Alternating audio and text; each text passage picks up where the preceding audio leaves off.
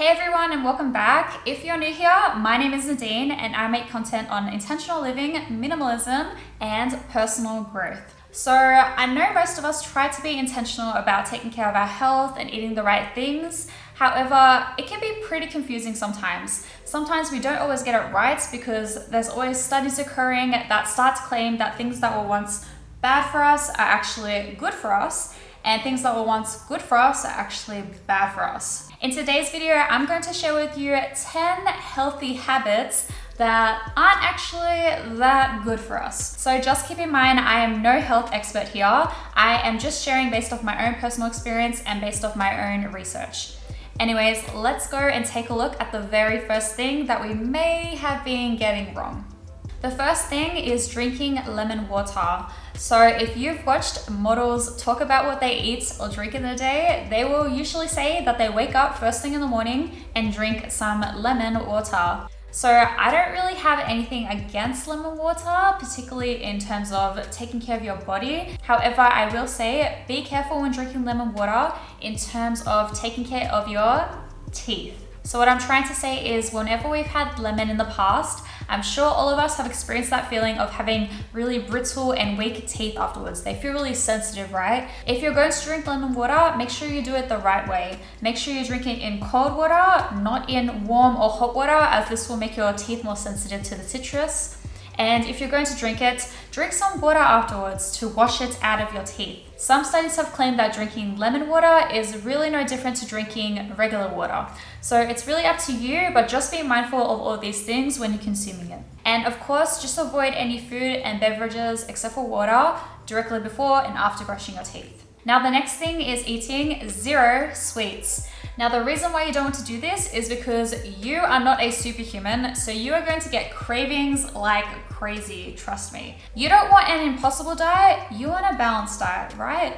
So instead of doing this, try and instead find some healthier alternatives to the sweets that you like. You can make them yourselves, or you can buy a healthier alternative, or you can just eat them less. So one example of me having a healthier alternative to a sweet I like is not eating milk chocolate, but instead having dark chocolate. There is a vast array of recipes out there that are healthier alternatives to the sweets that we know and love. You just gotta go looking for them. Now, number 3 is taking multivitamins to replace real food.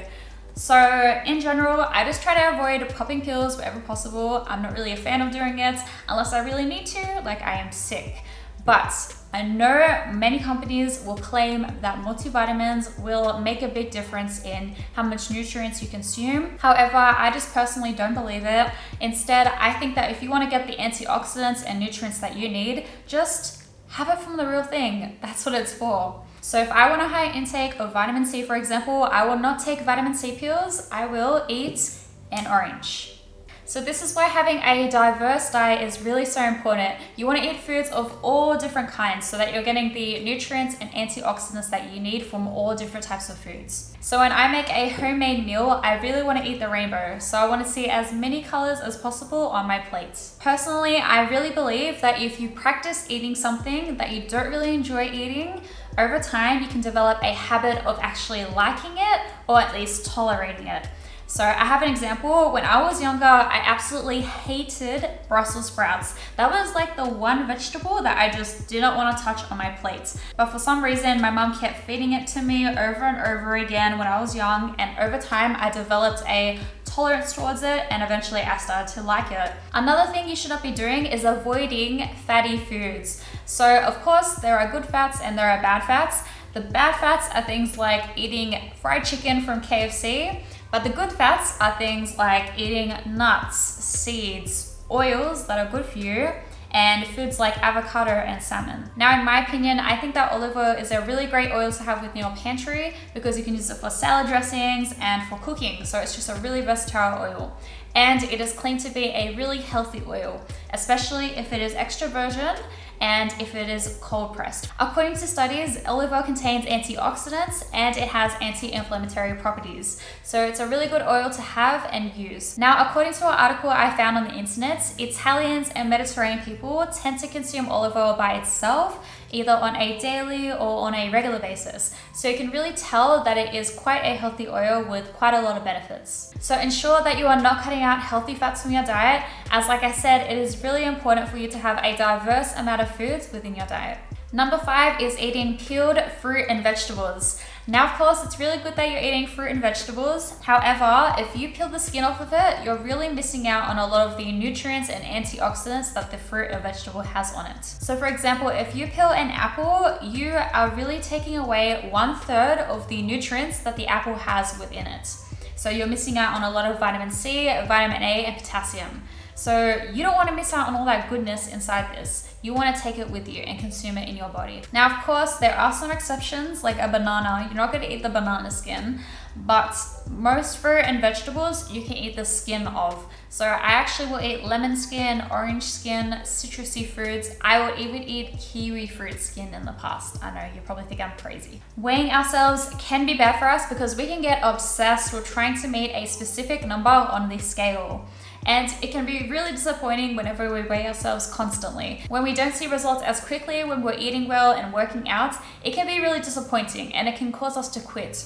So I just don't recommend scales at all. Personally, we don't own any within our home and I'm not a believer in scales at all. Instead, I just focus on how I feel internally because eating well and working out helps me to feel good, and this helps me to keep being motivated and pushing forward with my goals. Scales can be deceiving. Did you know that fats and muscle weigh the same? So you may think that you're not losing fats, but actually you are just gaining muscle, and this is good. Drinking fruit juice. Now, of course, store-bought fruit juice isn't really that great for us because it contains a high level of sugar and very little real fruit within it, so you're not really getting much nutrients from drinking that. Now, if you're juicing fruit or vegetables from home, this is of course better as you're getting some more nutrients from it than you would from the store. However, it is still a good idea not to juice it as you're stripping away some of the essential nutrients from the food, just like if you are peeling them.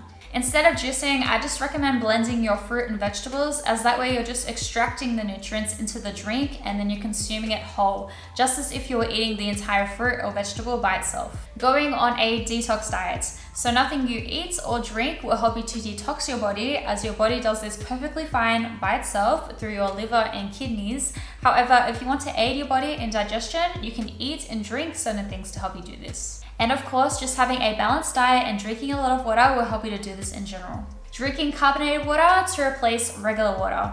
So carbonated water is slightly better than soft drinks. However, it will still cause the same bloating effect as soft drinks, and it will still erode your teeth enamel like soft drinks. So it's really important that you're drinking water and avoiding soft drinks and carbonated water as much as possible. Having a cheat day. Yes, we've all done this. So by stopping ourselves from eating the things that we love, we're actually restricting ourselves, which will cause us to have cravings later on. So when we have that cheat day coming up, we will possibly overindulge in the foods that we've been avoiding for a long period of time. The more you restrict yourself of something, the more likely you're going to think of what you're restricting yourself from. So by having less restrictions will help us to have less temptations, and therefore will help us to be less likely to give into temptation. So what should we do instead?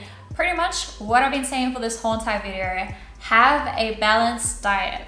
It's as simple as that. And of course, I'm not perfect in my knowledge, neither are you, so keep learning, keep discovering, keep researching what is good and what is bad for us, because things are always changing, like I said. So I wish you all the best in eating well and taking care of your health. I hope this video helped clarify a few things for you today. If you know any other healthy habits, let me know in the comment section down below, as I'd love to hear from you.